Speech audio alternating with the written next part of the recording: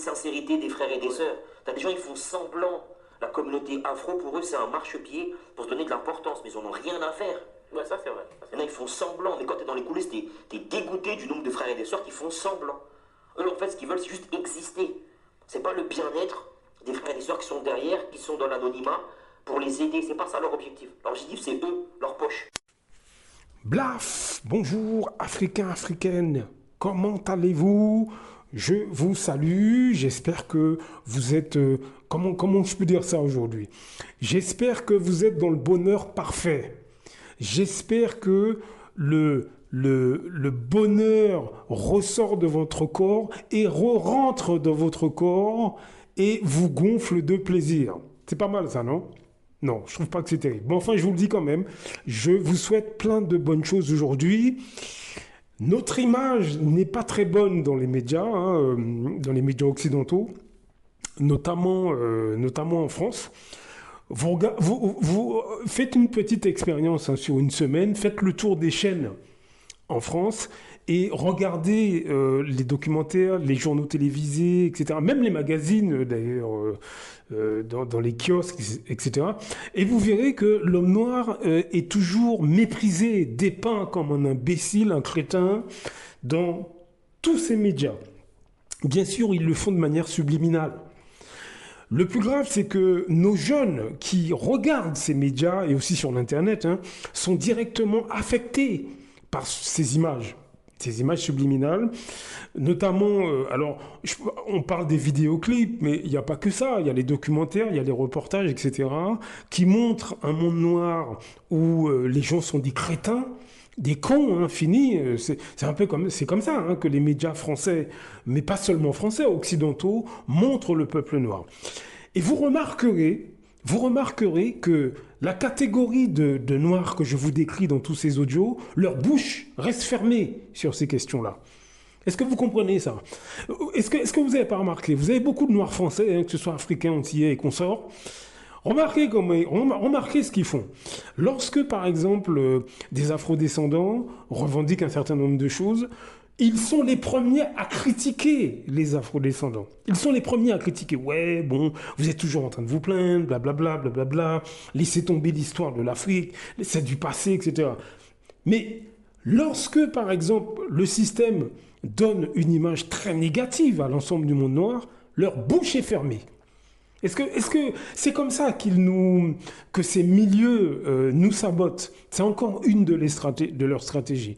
C'est-à-dire que lorsqu'on met des choses en place et on pointe du doigt un certain nombre de problèmes, ils sont les premiers à dire ah ouais non oh là vous êtes râleurs, etc.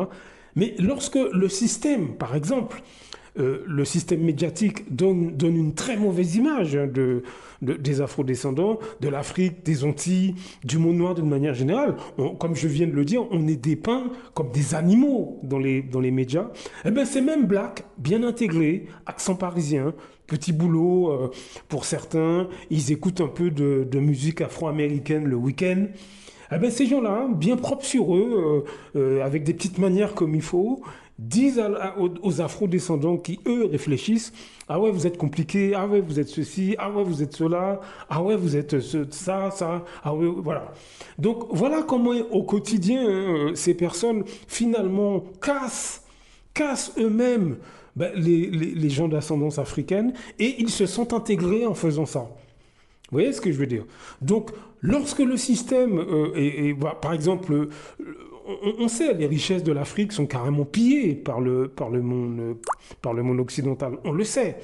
On sait aussi que, évidemment, c'est de la faute, pour moi en tout cas, c'est de la faute principalement des présidents africains qui sont sur place et de toute cette clique, que ce soit Afrique, Caraïbes et consorts, de toute cette clique des esclaves qui sont à quatre pattes devant le système des autres et ils vendent leur pays, ils vendent leur culture pour un petit peu d'argent qui va dans leur poche pour eux et puis pour leurs enfants et puis leur entourage. Bon, remarquez bien ces blacks dans le quotidien, ces blacks bien intégrés, qui écoutent un peu de musique jamaïcaine le vendredi soir. S'ils sont en France ou dans nos pays, quand on les regarde faire, ils ont leur petit boulot, leur petite voiture, ils vont faire leurs courses le week-end. Eh bien, remarquez bien, ces gens-là n'abordent jamais ces sujets-là. Vous voyez ce que je veux dire? Ils n'abordent jamais. Non, non, là, il n'y a pas de problème pour eux. Mais vous savez pourquoi ils se comportent comme ça? C'est parce que c'est une catégorie d'afrodescendants qui se trouve en masse au sein des masses populaires, qui estiment que nous sommes des primates, qui estiment que nous ne sommes pas en mesure d'avoir un avis sur quoi que ce soit. Bien évidemment, ces gens-là ne vont pas vous dire ça ouvertement.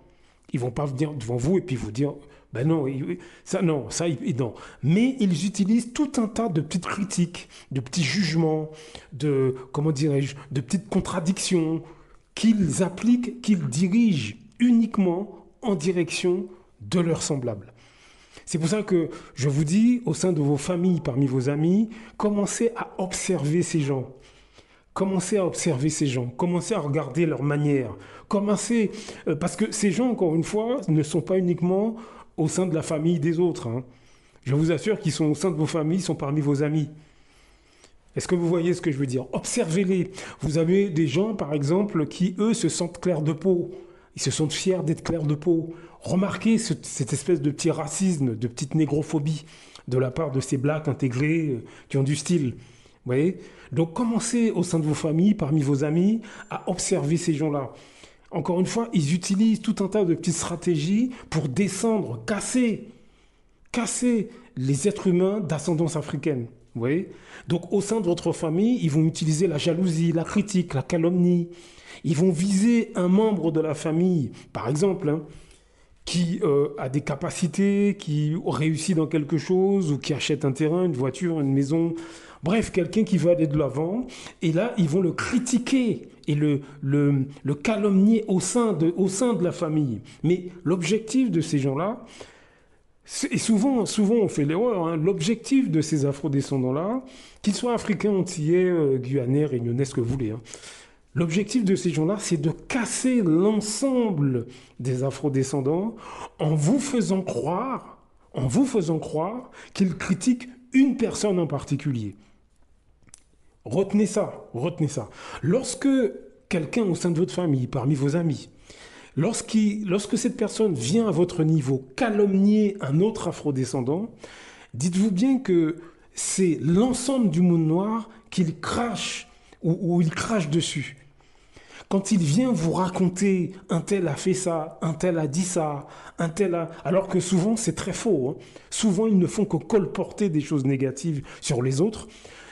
Dites-vous bien que ce n'est pas uniquement de la calomnie, c'est du mépris racial, c'est du dédain racial. Mais la façon dont ils vous présentent les choses, on a l'impression que la personne qu'ils critiquent a fait quelque chose de mal. Mais en fait, la personne qu'ils critiquent, c'est négligeable ce qu'elle a dit ou ce qu'elle a fait, soi-disant. Ce que eux veulent, c'est que vous reniez cette personne-là. Et ce que eux, ils veulent, c'est que vous, à votre tour, vous calomniez cette même personne. Ça, c'est une stratégie pour casser l'ensemble de la famille, casser l'ensemble du groupe d'amis et, d'un point de vue plus large, en fait, ils cassent leur communauté, ils cassent leur société. Hein.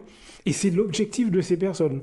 Donc, soyez très attentifs à ces gens qui viennent vers vous pour calomnier quelqu'un d'autre, un afrodescendant particulièrement. Faites attention à ces Antillais, ces Africains, ces Réunionnais, tout ce que vous voulez, hein, ces Noirs francophones, et ces Noirs d'une manière générale, qui passent leur temps à calomnier les autres. Calomnier les membres de leur famille, calomnier au sein du groupe d'amis, calomnier quelqu'un, lui trouver tous les défauts, etc. Dites-vous bien que c'est de la négrophobie, c'est de la haine anti-race noire. Mais pour pas que vous commenciez à deviner leur mentalité, ils font comme si que la personne qu'ils critiquent, elle est mauvaise, elle n'est pas bien, elle est ceci. Mais en fait, c'est de la négrophobie. Mais ils ne peuvent pas vous le dire. Donc ce qu'ils font, c'est qu'ils vous poussent, vous, à aussi mépriser l'afrodescendant en question, que ce soit un membre de la famille, que ce soit un membre du groupe d'amis, etc. De manière à diviser, casser la famille. Parce que comme je le dis dans tous ces audios, les afrodescendants que je vous décris, ils sont sur toute l'échelle sociale. Toute l'échelle sociale. Ils ont des techniques différentes en fonction du niveau social. Exemple, les présidents, les élus, les politiques dans nos pays, hein, que ce soit Afrique, Caraïbes, etc., eux, ce qu'ils veulent, c'est que les citoyens de leur pays détestent leur terre d'origine, détestent leur histoire, de manière à diviser et à casser la population. Hein, c'est ce que font des présidents africains, c'est ce que font des élus dans les Antilles, c'est justement que la population déteste son histoire, déteste sa culture, déteste sa terre d'origine. C'est pour ça qu'ils sont en poste et c'est pour ça qu'on fait tout pour qu'ils restent en poste.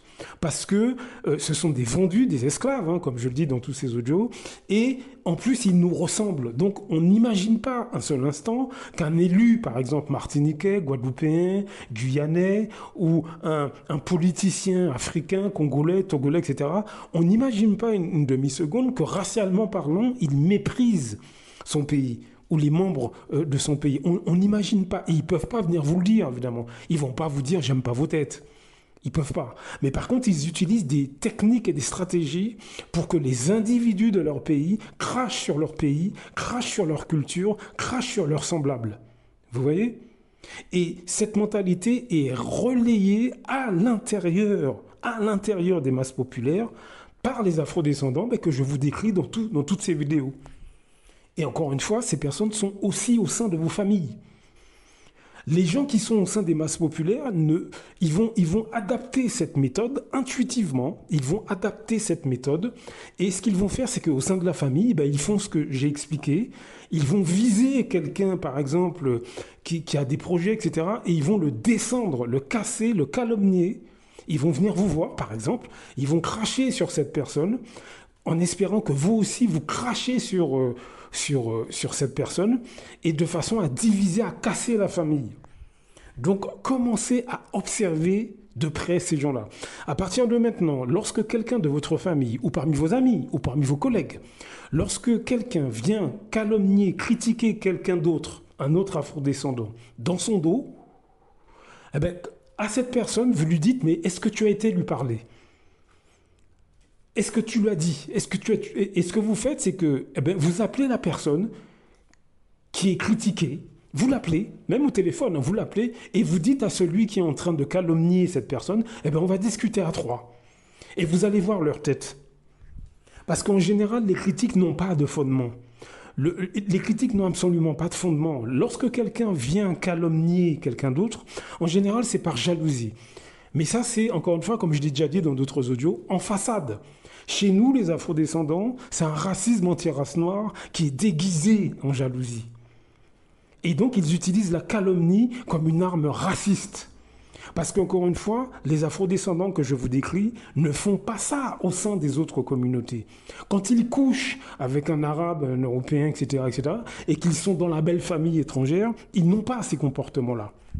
Est-ce que vous comprenez ? Ils n'ont pas. Ils n'ont pas ces comportements-là. Ils ne l'ont pas. Donc c'est racial. Observez ces afrodescendants au sein de vos familles et parmi vos amis. Blaf! À très bientôt. Beaucoup d'Africains se lèvent contre des autres Africains. C'est généralement à travers la corruption. L'Europe, l'Occident le sait. La meilleure façon de faire tomber un Africain qui se lève pour les intérêts des Africains, il faut aller corrompre ses amis ou ses compatriotes. C'est comme ça, c'est toujours à cause de l'argent. Celui qui a fait tomber son cara, il a fait beaucoup. C'est parce qu'il voulait être son cara à la place de son cara.